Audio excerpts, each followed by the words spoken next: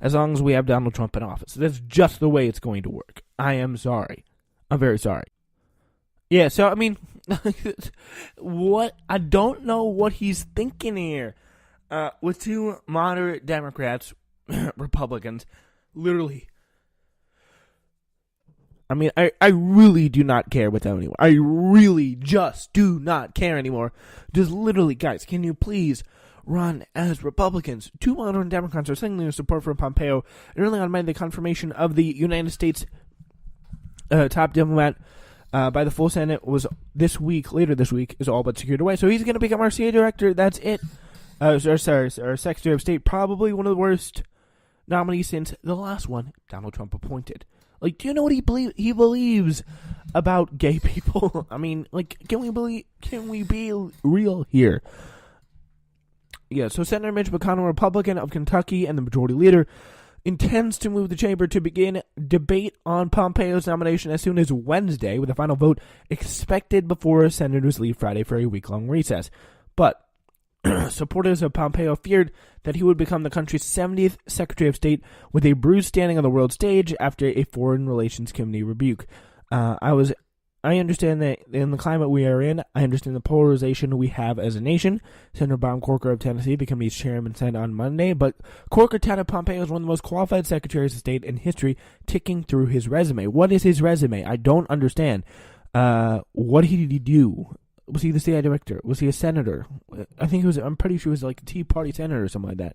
He believed Edward Snowden should be executed. And this is the guy we're supposed to have as the top diplomat in our goddamn country. Honestly, I'm very concerned. I'm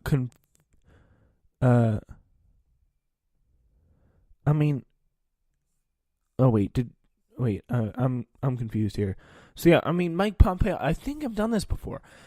He was a member, he's a Tea Party congressman. He is a United States House of Representatives for the 4th District. He didn't make the freaking Senate. That's how lame he was before he got promoted. Let's see. So he had a business career. Take a look at some of his positions here. So surveillance. He supports surveillance. He said a Muslim leader who fails to denounce terrorism done in the name of Islam are potentially complicit about their attacks. He opposes closing Guantanamo Bay. He says after a 2013 visit to the prison, one of the prisoners who were on a hunger strike, he said, "It looked to me like they put on a lot of weight, so it's okay." He criticized the Obama administration's decision to end secret prisons and its requirement that all interrogators adhere to anti-torture laws. It was reported that Pompeo expressed desire for regime change in North Korea. He worked to undermine the Joint Comprehensive Plan of Action nuclear deal supported by the Obama administration. Referring to the agreement, he stated, "I look forward to rolling back this disastrous deal with the largest state sponsor of terrorism," but he also stated a better option than negotiating with Iran would be to use under 2,000 sorties to destroy the Iran nuclear capability. This is not an insurmountable task with the coalition forces. So he said he wanted to bomb Iran at one point. I'm not making that up. In November 2015, Pompeo visited Israel and stated that Prime Minister Benjamin Netanyahu is a true partner of the American people, and Netanyahu's efforts to prevent Iran from obtaining nuclear weapons are incredibly admirable and deeply appreciated.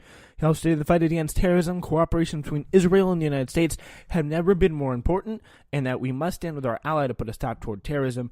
Ongoing attacks by the Palestinians only serve to distance the people from the prospect of peace. He opposed Trump's decision to move the American embassy in Israel to Jerusalem. So that's another interesting thing. So, I mean, he's pretty much one of the most conservative, warmongery far-right guys you can ever see. I mean, he has been pushed a little bit in this position, but it's going to be interesting to see what he does of Secretary of State. My guess is it going to be a little bit more, just some good more stuff, just more of the same than pretty much of what he did in the Senate. So there is going to be that. So, yeah. But the partisan, it took a vote. It took only a present vote by a present vote by Senator Chris Coons of Democrat of Delaware to allow the nomination to move forward after Johnny Isakson did not show because he was delivering a eulogy out of town. He would have voted for Pompeo. So he just voted president. Oh my God, come on, what are you doing? But the president, partisan environment Corker lamented in the end, provided Pompeo a lift. Democrats up for re-election in states that Trump had carried in 2016 broke the nominee's way. These are the people you want to cross out and hope they die. Senators Joe Manchin, Joe Donnelly, and Heidi Heitkamp of North Dakota. If someone's not primary them right now. They do not deserve to win. Like, can we be real about this? I know Joe Manchin's being primary. Joe Donnelly, I'm not sure if or Heidi Heitkamp, I'm not sure if they're being primaried. But the fact is, like, nobody wants you to vote for this guy. Like, literally nobody wants you to vote for this guy because people aren't done. They all know his true record on this. Like, they've seen him, and if you tell them when you're asked about it, if you tell them the true record of him and tell you why. I mean, do you really think they're not going to be elected because you didn't vote against Mike? If you didn't vote for Mike Pompeo, I mean, why are you flipping on this, Democrats? Like, you're a Democrat. You're not a Republican. Can you please just go and run as a Republican? We don't want you anymore. Like, if you're going to vote like this in such a reliable situation, it just does not make any sense. Anyway, we take you now to New York, and the Democratic National Committee filed a lawsuit against, in a Manhattan federal court, against the Russian government, the Trump campaign, and various individuals it alleges participated in the plot to hack email servers and disseminate the contents as part of the 2016 election. The DNC also sued WikiLeaks in its role for publishing the hacked materials, though it does not allege WikiLeaks participated in the hacking or even knew about it in advance. Its sole role, according to the DNC's lawsuit, was publishing the hacked emails. So there is that. But there is also another story that I did want to do today. And that was about Puerto Rico. What's going on there? How are we doing? So we take you now to San Juan and Puerto Rico in that area. So the bulldozer that accidentally triggered an island-wide blackout in Puerto Rico was operated by D. Grimm Incorporated, a company that reports to Oklahoma-based firm Mammoth Energy Services, the same subcontractor that was blamed for the blackout 2 weeks ago that affected 870,000 homes. Attempting to repair a downed wire on Wednesday, the bulldozer got too close to a live high-voltage line, triggering a chain reaction that left most of the island's 3.4 million residents without power. D. Grimm is a subcontractor hired by Cobra Acquisitions, LLC, itself a subsidiary of Mammoth. First signed in October, Cobra's contract is reminiscent of the one negotiated between the PREPA, which is the Puerto Rican Electric Power Authority, and the Novice Montana-based firm Whitefish Energy Holdings, LLC, a $300 million agreement that generated international controversy. The utility's contract with Cobra, a recently formed amalgamation of a handful of small mainland utility service companies, was less outrageous in its face than the Whitefish deal, which faced less scrutiny. So they do this new deal after the Whitefish scam. One of the reasons why it was good is it arrived with the blessing of the Federal Emergency Management Agency, FEMA, which Mammoth claims were negotiating in the room every step of the way and will ultimately reimburse PREPA for its payments it makes to Cobra. Over the last several months, Cobra's initial 90-day, $200 million contract ballooned to $445 million in late June, and it doubled again to more than $945 million about 8 months later. So, reportedly allowing it to source construction materials itself rather than work through third-party contractors.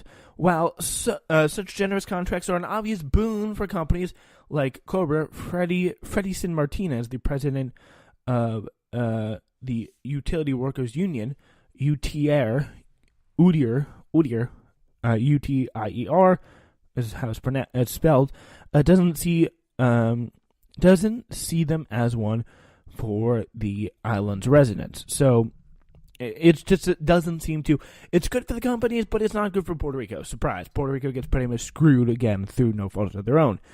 Puerto Rican government or and the Washington-appointed Financial Oversight Management Board, or FOMB, to privatize PREPA, bringing its transmission and distribution capacity under private management and selling the pieces of its generation capacity off to different bidders. With the contracts and more federal funding potentially up for grabs via privatization, Martinez predicted there will be more whitefishes and cobras and more of animals of those species lurking around trying to bite again. Last week's blackout, in other words, could be a sign of things to come if forces eager to privatize power in Puerto Rico get their way again. So, yeah, that is the thing that everyone is worried about. I will say that for you. So again, so one of the big problems there, one of the things that really everyone is kind of worried about is this happening again. So why PREPA brokered contracts with whitefish and cobra at all after Hurricane Maria is a mystery, since it could have simply been called on mainland power providers to enter mutual aid agreements for repair and reconstruction work. They didn't even have to be like public services. They could just be like people, like power companies people actually know. Why whitefish and cobra? That did eventually happen, though not until the cobra deal had already been inked and there was a public blowback over the whitefish debacle. So FEMA spokesperson Ron Roth told The Intercept over email that his agency had no involvement or in the procurement selection process or contract between an applicant or a contractor, but will reimburse eligible applicants for eligible work performed under the properly procured contracts. PREPA to date has paid Cobra $370 million for a total of $550 million in invoice work performed, and is reviewing additional invoices. So they're pretty much going to pay him more, but the situation right now just did not look good. It doesn't at all look like they have anything figured out in any way. So, I mean, the point is, like, are you going to, like, how are you going to handle this in the future? Are you going to put in more whitefish incorporated, whitefish-esque people? Or are you going to actually put in what the Puerto Rican people deserve? Either some government kind of response or some kind of a mainland power company response, like a kind of a Con Edison or something like that. Like, because, I mean, they may be slow, but they're better than these people who, like, literally are based out of some shady Montana office where there's people who are, there's literally, like, I hate to be rude here, there's really, like, 3 people who work there. It's a bleep show.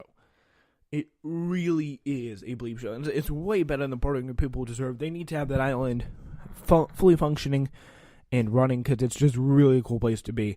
As you know, I've been there recently, so it's just an amazing place. Since the storm, Governor Ricardo Rossello's administration has attempted to facilitate a fire sale of public assets, PREPA included. Yaramar Bonilla reported Omar Mareo, and this will also help pay off their debt issues. Omar Mareo, executive director of the Puerto Rican Public-Private Partnerships Authority, made a passionate pitch recently for abandoning the public sector to a room of potential investors in New York. It's time for the government to no longer tell you where we want to invest and how we're going to modernize our infrastructure. No, it's time to let the people of the private sector, the innovation, the expertise of the private sector to tell us what projects would not only modernize our infrastructure, but restore the investment needed. So it's pretty much a privately run government. Just let that sink in. A privately run government, not by the people, but people in New York who may have never even been to Puerto Rico. Like, that's pretty much where we are at right now. That's the dire situation where we stand. People who have never even been to Puerto Rico, they're going to run Puerto Rico here. Like, that's a worrying thing for Governor Ricardo Rossello. And it's not just the hurricane response and restoring power, it's the thing that they have with their debt. It's such a worrying and crippling blow that they just can't seem to get it in any other way. They can't seem to fix it. They just cannot seem to fix it. And that's the most worrying thing in the world if you're someone who lives in Puerto Rico or who's been to Puerto Rico once like I have and absolutely, like, really love the experience. All right. That's our show today. We'll see y'all tomorrow.